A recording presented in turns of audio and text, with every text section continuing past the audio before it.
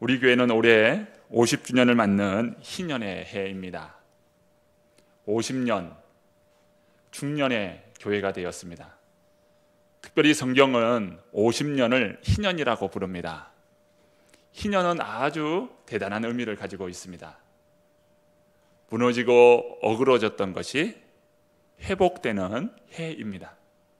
부채가 탕감되고 종되었던 자가 자유하게 됩니다. 그런 의미에서 예수님은 희년을 선포하시고 희년으로 오셨습니다.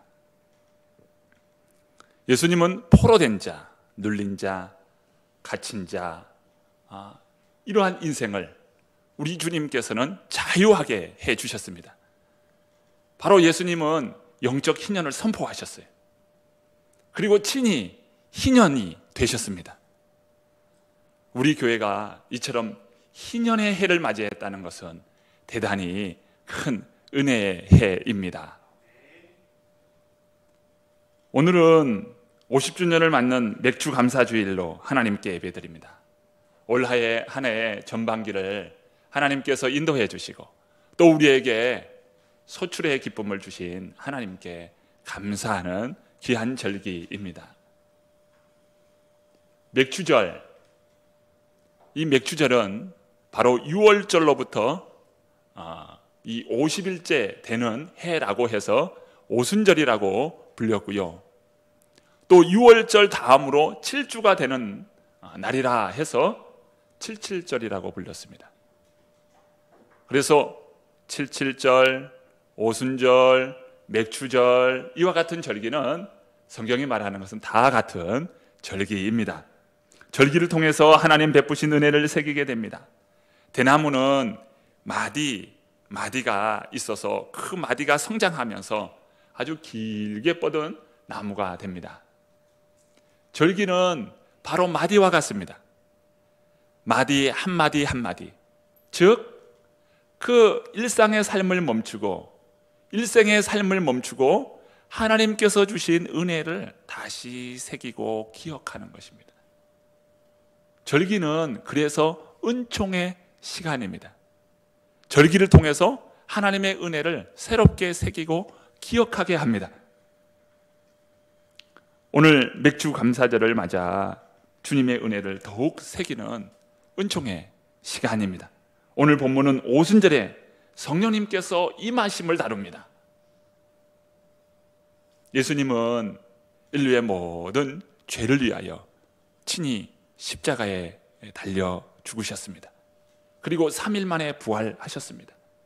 제자들이 다 보는 앞에서 예수님은 승천하셨습니다. 그리고 그 모든 것을 완결하시는 것이 바로 성령 강림 사건입니다. 예수님께서 완성하신 십자가의 구원은 온 땅을, 온 세대를 구원하시는 구원입니다. 한 개인의 구원뿐만 아니라 온 열방과 온 세대를 구원하시는 구원 역사입니다. 성령 강림은 예수님을 통해서 이루신 그 구원의 역사를 완결하시는 하나님의 사역의 완결판이라 말할 수 있습니다. 만약에 성령 강림 사건이 없었다면 예수님께서 그 이루신 그 구원의 사건이, 십자가의 사건이 오늘 우리와 아무런 관련이 없는 사건이 될 것입니다. 지나가는 역사로 기억할 것이고 아니면 그 역사도 잊어버리게 될 것입니다. 예수님과 오늘 우리와의 간격이 2000년이라고 하는 엄청난 세월의 간격이 있습니다. 성령 강림 사건이 없었다면 예수님께서 이루신 이 구원의 사건이 오늘 지금 바로 이곳에 그 구원의 사건으로 경험할 수가 없습니다. 성령이 임하심으로, 성령께서 우리와 함께 해주심으로 예수님께서 이루신 그 구원의 사건이 지금 현재 진행형으로 여기에서 우리가 경험하게 됩니다. 성령님께서 임하셔서 하나님의 말씀이 온 삶과 온 믿음으로 말씀이 체험됩니다. 하나님의 말씀이 하나님의 말씀으로서 역사합니다. 하나님의 말씀 안에서 우리가 예수 그리스도의 그 십자가를 통하여 이루신 그 구원의 역사가 진리로서 내 가운데 받아들여지고 믿어집니다. 예수 그리스도의 이 구원의 역사가 내 마음에 믿어지고 이 구원의 역사가 지금 내 안에서 체험되고 있다면 바로 성령께서 역사하시는 겁니다.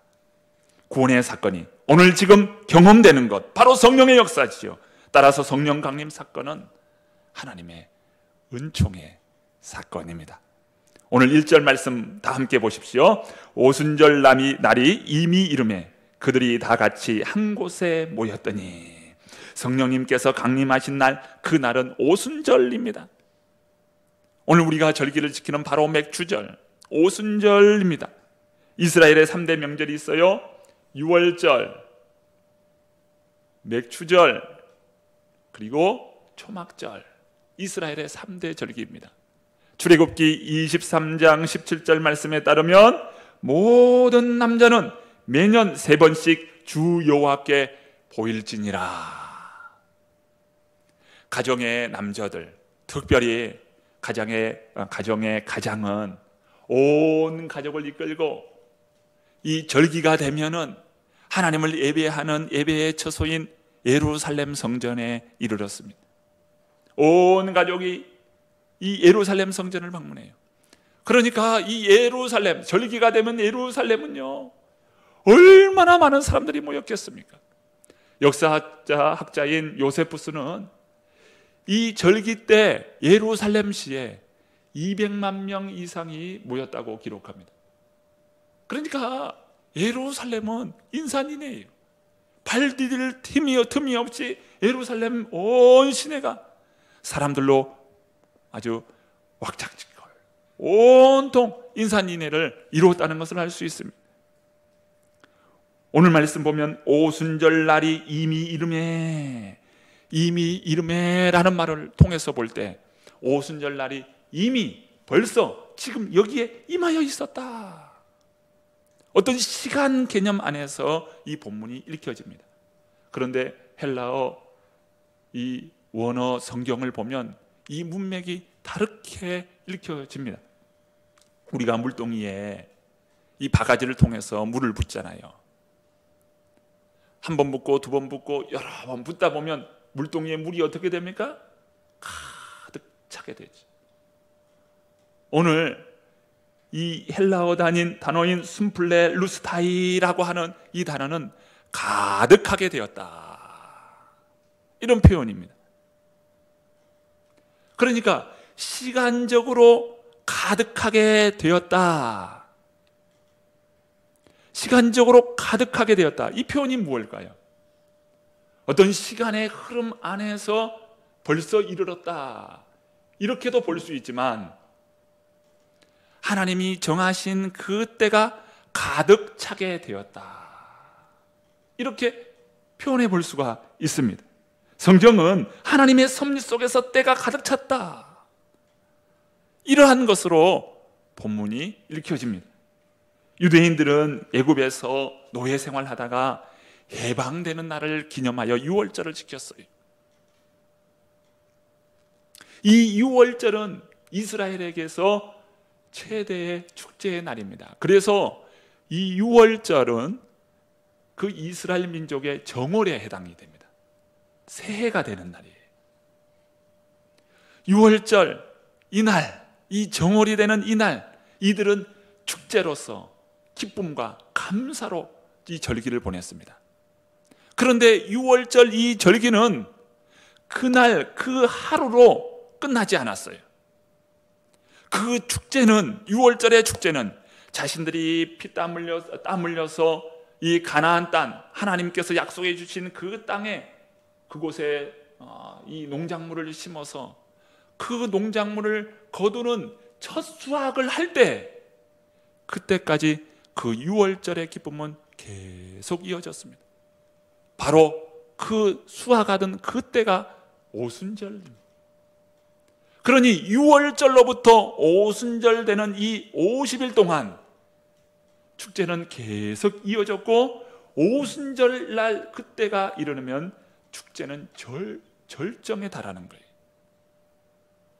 그런 의미에서 바로 오순절이 이르렀다라고 하는 것은 축제가 가득 차게 되었다, 절정이 되었다라는 의미로 읽을 수가 있습니다. 이것은 예수님께서 구원 사역을 이루신 영적으로 오순절의 의미를 그대로 성취합니다. 예수님은 유월절 전날 잡히셨어요. 그리고 유월절 날 십자가에 달려 돌아가십니다. 그리고 죄와 사망을 깨고 3일 만에 부활하십니다. 제자들과 온 사람들이 지켜보는 앞에서 예수님은 하늘로 승천하셨어요. 그리고 10일 후에 오순절 날 그때에 성령님께서 임하십니다. 예수님께서 이루신 이 십자가의 구원이 오순절 날 이날에 성령이 임함으로 그 예수님의 영적인 오순절의 의미가 절정에 이르고 구원의 절정에 이르게 됩니다. 바로 성령 강림 사건이죠. 오순절 그 시간은 하나님께서 예정하시고 작정하신 시간입니다. 인간이 주도한 시간이 아니라 하나님께서 주도하신 시간입니다. 이어서 본문 1절에 보면 그들이 다 같이 한 곳에 모였다고 말씀합니다. 이 본문은 한 곳에 모였다, 어떤 장소의 개념으로서 강조한 본문이 아닙니다. 한 곳에 모였다. 여러분, 이 다락방이 그만큼 중요합니까? 이 오순절날, 이 절기 때 다락방이 그렇게 중요합니까? 장소가 중요하다면 다락방보다 어디가 더 중요할까요? 많은 사람들이 예배했던 예루살렘 성전입니다. 바로 예루살렘 성전이 다락방보다 장소적인 의미에서 보다 더 중요할 겁니다. 그런데 그들이 다 함께 모였다라고 하는 여기에는 그들이 한 마음이 되어서 함께 모였다, 한 마음이 되어서 한 곳에 모였다, 장소의 개념보다 그들의 마음입니다. 구체적으로 어떤 마음일까요? 예수님께서 약속하신 성령을 기다리는 그들의 마음입니다. 오순절에 수많은 인파들이 예루살렘에 모였습니다. 그들은 절기를 지키며 그들은 축제를 이 절기 때 지키고 있어요. 그러나 오직 성령님만을 갈망하고 기도하는 사람은 초대교회 성도, 초대교회 교인들, 그들입니다. 그들은 한 마음으로 성령님을 사모했습니다. 그러니 오순절에 성령님이 임하시는 곳은 바로 다락방, 그들이 한 곳에 모인 그곳이었습니다. 본문 2절입니다. 성령님께서 임하십니다. 호련히 하늘로부터 급하고 강한 바람 같은 소리가 있어 그들이 앉은 온 집에 가득하며, 오늘 이 말씀에서 우리는 주목해야 할 것이 하늘로부터입니다. 하늘로부터, 땅이 아닌 하늘로부터. 하나님의 역사는 하늘로부터 임합니다. 우리가 성경을 읽다 보면 난해한 본문들을 만나게 됩니다. 그 중에 난해한 본문이 사무엘상 28장입니다. 사무엘상 28장에 보면 사울 왕이 하나님으로부터 버림을 받게 되자 하늘의 이상이 끊기는 그러한 일을 당하게 됩니다. 하늘의 이상이 끊기자 그가 어떻게 합니까? 엔돌에 신접한 여인을 찾아갑니다. 그러면서 사무엘을 끌어올리라고 이야기합니다. 선지자 사무엘을 끌어올려서 나에게 이상을 깨닫게 해달라 이야기합니다. 사울도, 엔돌에 신접한 여인도, 본문을 읽는 오늘 우리도 이 본문이 뭔가 잘못되고 있다는 것을 알게 됩니다. 그런데 구체적으로 뭔가 이게 잘못되었을까? 무엇이 문제인가? 문제는 문제인데 구체적으로 무엇이 문제인지 잘 드러나지 않습니다. 그런데 본문을 읽다 보면 본문이 무엇이 잘못되어 있는지 알려줍니다. 사무엘이 어디서부터 올라옵니까? 본문을 보시면 땅으로부터 올라옵니다. 하나님의 계시는 하늘로부터 임해야 합니다. 하나님의 계시는 하늘로부터 임합니다. 하늘로부터 하나님의 계시는 임합니다. 이스라엘 백성은 출애굽해서 광야 여정, 광야 생활을 했습니다. 그들은 광야 여정 동안 땅의 것을 먹지 않고 하늘의 것을 먹었어요. 하늘로부터 매일같이 만나가 내렸고 하늘로부터 메추라기를 하나님께서 주셨습니다. 무엇입니까? 매일매일 하나님의 은총을 그들은 경험했습니다. 하늘로부터 그들은 은혜를 받지 못하면 생명조차도 유지할 수 없는 사람들입니다. 하나님께서 매일매일 하늘로부터 은총을 베풀어 주셔야만 살 수 있음을 의미합니다. 또 이스라엘은 광야 여정 동안 어떤 낙타나 말이나 이러한 것에 인도를 받지 않았어요. 이스라엘 백성은 광야 여정 동안 하늘 구름의 인도를 받았습니다. 하늘 구름을 통하여 그들은 행진했습니다. 하늘 구름이 이스라엘 진영 위에 떠오릅니다. 그러면 야, 행진하라고 하는구나. 바로 하늘 구름은 하나님의 임재의 모습이었습니다. 하나님께서 바로 하늘 구름으로 이스라엘 백성을 인도하셨습니다. 이스라엘 백성은 하늘 구름을 보면서 광야 여정을 걸어갔습니다. 하나님의 계시는 하늘로부터 임합니다. 예수님은 이러한 말씀을 하셔요. 요한복음 6장 38절, 내가 하늘에서 내려온 것은 내 뜻을 행하려 함이 아니요 나를 보내신 이의 뜻을 행하려 함이니라. 예수님은 하늘로부터 내려오신 분이라고 말씀합니다. 즉 예수님은 계시의 현존이요 계시 자체입니다. 예수님 자체는 계시, 예수님 스스로가 계시자예요. 그러면서 말씀하시기를 이어서 말씀합니다. 39절 40절 말씀인데요, 나를 보내신 이의 뜻은 내게 주신 자 중에 내가 하나도 잃어버리지 아니하고 마지막 날에 다시 살리는 이것이니라. 내 아버지의 뜻은 아들을 보고 믿는 자마다 영생을 얻는 이것이니 마지막 날에 내가 이를 다시 살리리라 하시니라. 하늘로부터 오신 예수님은 아버지의 뜻을 행하려 오셨다고 말씀합니다. 아버지의 뜻은 무엇입니까? 오늘 본문에 말씀합니다. 아들을 보고 믿는 자마다 영생을 얻는 이것이니 마지막 날에 내가 이를 다시 살리리라. 아버지의 뜻은 예수님을 통하여 영생을 얻게 하려 하심이라 말씀합니다. 바로 아버지의 뜻은 우리에게 예수 그리스도를 믿음으로 말미암아 영생을 주시는 것, 이것이 아버지의 뜻입니다. 이어서 예수님께서는 나는 하늘로부터 주신 생명의 떡이다 라고 말씀합니다. 같은 장 58절입니다. 이것은 하늘에서 내려온 떡이니 조상들이 먹어도 죽은 그것과 같지 아니하며 이 떡을 먹는 자는 영원히 살리라. 떡이 어디서부터 옵니까?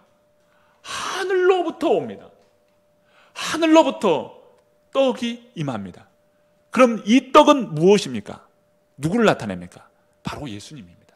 나는 생명의 떡이라고 예수님께서 친히 말씀하십니다.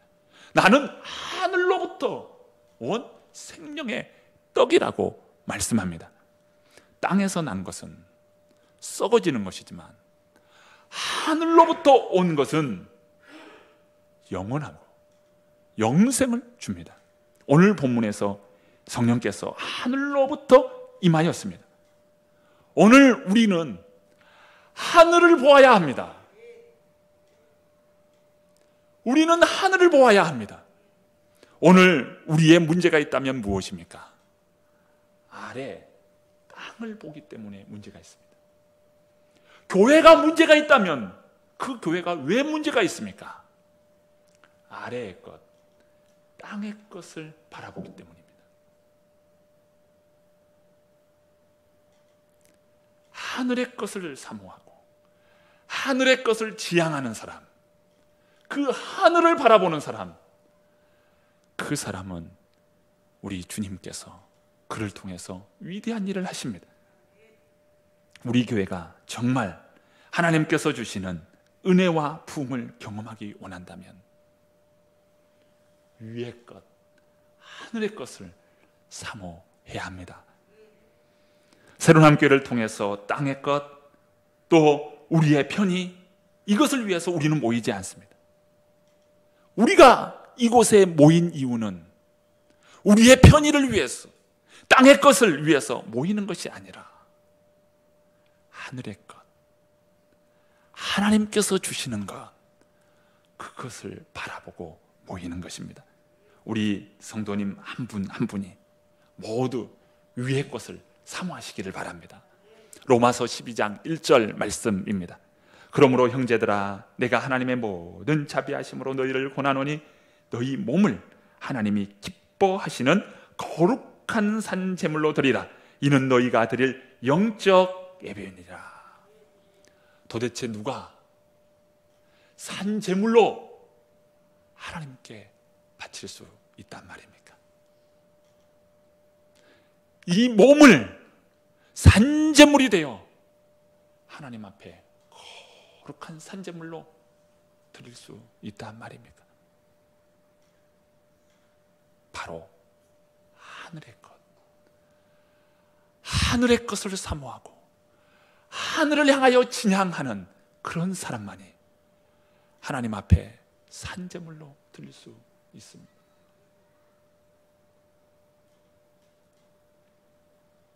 우리는 우리가 가진 손과 발을 하나님의 손과 발이 되어 주님의 뜻을 이루고 주님이 원하시는 그 일을 위해서 기꺼이 주님의 손과 발이 될 수 있는 것은 바로 위를 지향하는 사람만이 가능합니다. 그 마음이 위를 향하여 있는 자만이 언젠가 썩어지고 문드러질 육체 땅의 것이 아닌 하늘의 영원한 것을 위하여 살아갈 것입니다. 골로새서 3장 1절과 2절의 말씀입니다. 그러므로 너희가 그리스도와 함께 다시 살리심을 받았으면 위의 것을 찾으라. 거기는 그리스도께서 하나님 우편에 앉아 계십니다.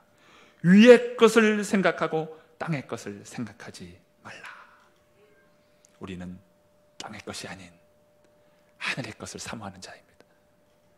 하늘의 것을 사모하는 자입니다. 하늘, 즉 위로부터 부으시는 성령을 사모해야 합니다. 오늘 본문 2절과 3절 말씀 다 함께 읽어봅니다. 2절과 3절 말씀입니다. 호련히 하늘로부터 급하고 강한 바람 같은 소리가 있어 그들이 앉은 온 집에 가득하며 마치 불의 혀처럼 갈라지는 것들이 그들에게 보여 각 사람 위에 하나씩 임하여 있더니. 아멘. 급하고 강한 바람, 소리, 불의 혀, 다 이러한 것은 성령님의 임재를 나타내는 모습입니다. 이 모습은 마치 시내산에서 모세가 하나님의 현현을 경험했던 그 모습을 연상하게 됩니다. 출애굽기 19장 18절과 19절 말씀입니다. 시내산의 연기가 자욱하니 여호와께서 불 가운데서 거기 강림하심이라. 그 연기가 옹기가마 연기같이 떠오르고 온 산이 크게 진동하며 나팔 소리가 점점 커질 때 모세가 말한즉 하나님의 음성으로 대답하시더라. 시내산에서 하나님과 이스라엘 백성이 계약을 맺어요. 하나님 말씀합니다. 나는 너희의 하나님이 되고 너희는 내 백성이 되리라. 내가 너희를 제사장 나라 되게 하리라 말씀합니다. 즉 시내산 이 계약을 통해서 하나님과 이스라엘 백성이 계약을 맺으면서 바로 이스라엘 이 백성들은 새로운 나라가 됩니다. 새로운 나라가 이 시내산을 통해서 탄생하게 됩니다. 마찬가지로 오늘 성령께서 오순절날 임함으로 말미암아 무엇이 탄생할까요? 교회가 탄생합니다. 성령의 임재는 교회가 한낱 인간 모임이 아니라 하나님께서 선택하시고 약속하신 그 나라임을 보여줍니다. 하나님의 나라는 국경선을 정하고 영토를 정한 나라가 아닙니다. 유대인들이 바라던 이스라엘 나라, 그 나라가 아닙니다. 하나님 나라는 민족 단위 이스라엘을 뛰어넘습니다. 예수 그리스도를 주로 시인하고 그 이름을 부르는 자는 하나님의 자녀가 되고 하나님 나라 백성이 됩니다. 하나님 백성된 하나님의 자녀들이 모이는 곳이 어디입니까? 교회입니다. 그래서 하나님 나라 원형을 교회를 통하여 세워주셨습니다.